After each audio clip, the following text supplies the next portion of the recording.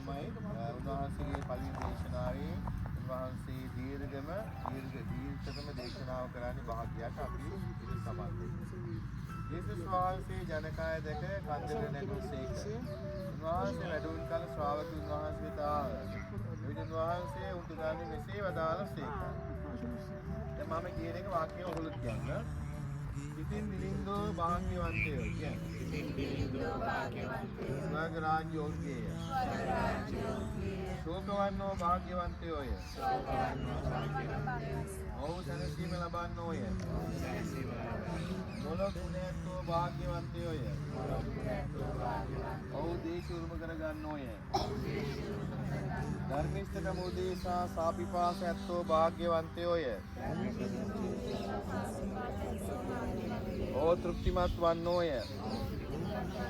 දයාවන්තයෝ භාග්‍යවන්තයෝය. ඔහු දයාව ලබන්නෝය. නිර්මල සිත් ඇත්තෝ භාග්‍යවන්තයෝය. ඔහු දෙවියන් වහන්සේ දකින්නෝය. සාමය ඇති කරන්නෝ භාග්‍යවන්තයෝය. ඔහු දෙවියන් වහන්සේගේ පුත්‍රයයි කියනු ලබන්නෝය. ධර්මිෂ්ඨකම උදෙසා පීඩා විඳින්නෝ භාග්‍යවන්තයෝය. ස්වර්ග රාජ්‍යෝන්ගේය. මිනිසුන් මානසා ඔබට නිന്ദා පීඩා කොට නානාවිධ අසත්‍ය චෝදනා නගන කල ඔබ භාග්‍යවන්තයෝය. මිනිසුන් මානසා ඔබට නිന്ദා පීඩා කොට නානාවිධ චෝදනා නගන කල ඔබ භාග්‍යවන්තයෝය. ප්‍රීති ප්‍රමෝද වන්න. මන්ද ස්වර්ගෙහි ඔබේ ඵල විපාක ඉමහත්ය. ඔබට පෙර සිටි දිවිසවරුන්ටත් ඔව් එලෙසම පීඩා කළහ. උන්වහන්සේ ගලිල මුහුදෙන් හෙවත් තිබේරියස් මුහුදෙන් එගොඩ වැඩ කළසේක. උන්වහන්සේ රෝගීන් සුව කිරීම කළ හාස්කම් දුටු බැවින් මහා සමූහයක් උන්වහන්සේ පසුපස්සේ ගියහ. එවිට යේසුස් වහන්සේ කන්දෙන් නැගී තමන්ගේ ශ්‍රාවකයන් සමග වැඩුණසේක. යුදවරුන්ගේ මංගල්‍ය වූ පාස්කුව ළඟ තිබිනි. යේසුස් වහන්සේ ඇස්වසවා බැලූ කල තමන් ළඟට මහා සමූහයක් ඇදීනු දැක ඔවුන් හැම දෙනාට කන්න දීමද අපි කොතනින් රොටි මිලට ගමුදැයි පිලිප්ගෙන් ඇසූසේක. උන්වහන්සේ මෙසේ වදාළේ පරික්ෂා කරන පිණිසය.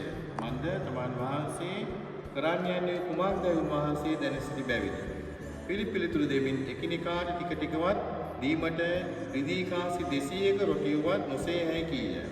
ශ්‍රාවක කෙනෙකු සීමෝන් පේතුරුගේ සොහොයුරිය ඇන්ඩ්‍රූ වහන්සේ අමතා යව රොටි 5ක්ද මසුන් 2 දිනකට ඇති කොළුවෙක් මෙහි සිටි. ඒත් මෙපමණ දෙනෙකුට ඒ කුමන පළක්දැයි ඇසී. මිනිසුන් හිඳවන්නේ යේසුස් වහන්සේ වදාළසේක. එතන බොහෝ තනකොළ විය. ගණනීන් 5000ක් පමණ පිරිමි හිඳගත්හ. එවිට යේසුස් වහන්සේ රොටිගෙන තුති පුදා ඉඳගෙන සිටි අයට බෙදා දුන්සේක. එලෙසම මසුන්ගෙනුත් දුන්සේක. සියල්ලන් ඇතිතරම් කෑම ලැබුණේය. ඔවුන් කා තෘප්තියට පැමිණ පසු උන්වහන්සේ සිය ශ්‍රාවකයන් අමතා කිසිවක් නාස්ති නොවන ලෙස කැබලි එකතු කරන්නයි වදාළසේක. මෙසේ කෑම වැළඳූ අය යව රොටි 5න් ඉතිරි කැබලි එකතු කොට මළු 12ක් පුරවා ගත්තා. සමිදානන් වහන්සේගේ සුභාරංචිය නම් මෙසේය. ස්නේහ වහන්සේට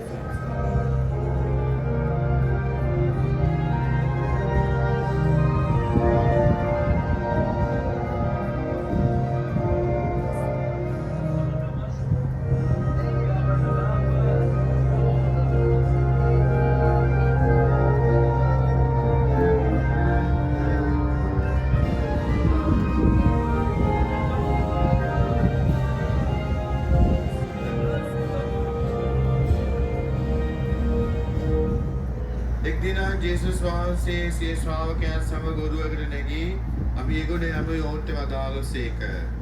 එවිට ඔවුන් ඔරුව දියත් කළහ. ඔවුන් යාත්‍රා කරද්දී උන්වහන්සේ නිදාගත්සේක. චන්දමාරුතයක් නැගී විල මත හැමීය. ඔරුවට වතුරේ පෙරෙත්ම ඔහු මහා අනතුරකට පත්ව සිටියහ. ඔහු අවුත් උන්වහන්සේ පුදුවා ස්වාමීනි අප විනාශ වන ළඟයයි කීහ. උන්වහන්සේ විවිධ මාරුතයටද තරංගවලට තර්ජනය කරසේක. එවිට මාරුතයේ සංසිදී නිශ්චලතාවයක් ඇති විය. ඔබේ ඇදහිල්ල කොහෙද උන්වහන්සේ ඔවුන්ගේ නැසූසේක. ඔහු බියව විස්මයටපත් වී මේ මොන විදියේ කෙනෙක්ද?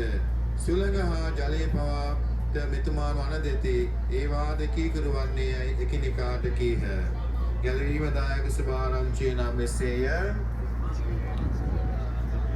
අපි ආඥා කරමු දයාවද දෙවියන්නි ඔබ වහන්සේගේ පුතුණා වැඩ සිටින තැන අපගේ ජීවිතයේ මොනියම් චන්දමාරුතයක් ආවත් බිය නොවි ඔබ වහන්සේගේ පුතුණුවන් අපාතර අපද වැඩවසන ආදාන වරන් දානය කළ මැනව එදා ඔබ වහන්සේගේ ශ්‍රාවකයන්ගේ විශ්වාසය මේ ගලීල මුහුද තුල ඔබ වහන්සේ ශක්තිමත් කළාseම අපගේ ජීවිතවල විවිධ ප්‍රශ්න අභියෝග තුලදී ඔබ වහන්සේ අප තුල අපාතර වැඩවසන බව අත්දැකීමෙන් අපව ශක්තිමත් කර අපගේ විශ්වාසය වැඩි කළ මැනව මාද බල කුටු වෙදී මාලත් ආසිරි වැසී වියලි කතරෙහිදී මට සැනසුම ලැබුණි ඔරු පාරු දැල්හා පුරුදු වෙරළෙන් හැරදා මුළු හදින්ම මාගේ සමිදේ ඔබ උන්වහන්සේ ගලීලේ නුවරක් වෙන කපර්නාමට පැමිණ සබත් දිනේදී අනුශාසනා කරමින් සිටසේක. මේ ස්ථානයේ. ඒක තමයි උන්වහන්සේ අප කරන්නේ. උන්වහන්සේ බලධාරී කෙනෙකුන් කතා කළ බැවින් ඒ අනුශාසනා ගැන සෙනඟ විශ්මිතවව අශුද්ධාත්මයක් ආවේශ මිනිසෙක් ධර්මශාලාවේ සිටියේ. ඔහු මහණී මොරගසා අවෝ නාසරිසී ජීසුනි ඔබත් අපත් අතර මොන ගනුදෙනුවක්ද? ඔබ ආවේ අප වනසන්නද? ඔබ කවරෙක්දයි දනිමි. ඔබ දෙවියන් වහන්සේගේ ශුද්ධ වරයාණන් කීය. තිසස් වහන්සේට තරුවටි කරමින් කට පියාගෙන ඔහුගෙන් දුරුවේ වදාළසේක. ඒ දුෂ්ටාත්මයේ සමූහය ඉදිරියේ ඔහු බිමේලා පොඩි තුවාල නොකොට ඔහුගෙන් දුර විය. සියල්ල විශ්විතව මේ මොන ධර්මයක්ද? ඊතුමානෝ බලධාරු අනුභව ඇතිව අශුද්ධාත්ම අනදනසේක වූ පලා යති තම තමන් අතර කතා කරගත්ත. ඒකට අපි මෙතන තමයි දේ සිද්ධ වෙන්නේ. එහා පැත්තේ පල්ලියේ තියෙන්නේ පේදුරුතුමාගේ ගේ. පල්ලියා තමයි පේදුරුතුමාගේ ගන්ධනිය සූපස්කන්ධයේ වෙන්නේ. ඒ කොටස තියෙන්නේ ලෝකතුමාගේ සුභානදී 38 ඉඳන් 41 දක්වා වගන්න. උන්වහන්සේ ධර්මශාලාවෙන් නැගිට ගොස් සීමොන්ගේ ගෙදරට ඇතුළු වූසේක. සීමොන්ගේ බිරිඳගේ මවට බලවත් රෝගයක් වැළඳී තිබිනි. ඔහු ඈ උදෙසා උන්වහන්සේට කන්න ලව් කර. උන්වහන්සේ ඈ ළඟ සිට උණ රෝගයේ පාව යන ලෙස අනකලසේක. උණ රෝගයෙන් පාව ගියේ එකෙනි මෑ නැගිට උන්වහන්සේ උපස්ථාන කළාහ. ඉරුබැසියන්දී නොයෙක් රෝගලින් පීඩිත අය පාරෝ සිටි සියල්ල උන්වහන්සේ වෙත આવොත් ඔවුන් ගෙනාහ. උන්වහන්සේ කිනිකා පිටත් තබා ඔවුන් සුව කළසේක. දුෂ්ටාත්මයෝද ඔබ දිව්‍යයන් වහන්සේ පුත්‍රයන්ෝ යයි බෙරියන් දෙමින් බොහෝ දෙනකින් දුරුව. තමන් ක්‍රිස්තුස් වහන්සේ ඔවුන්ට දැන නිසා උන්වහන්සේට තරුවට කොට ඒ තහනම් කළසේක. සුභාරම්භය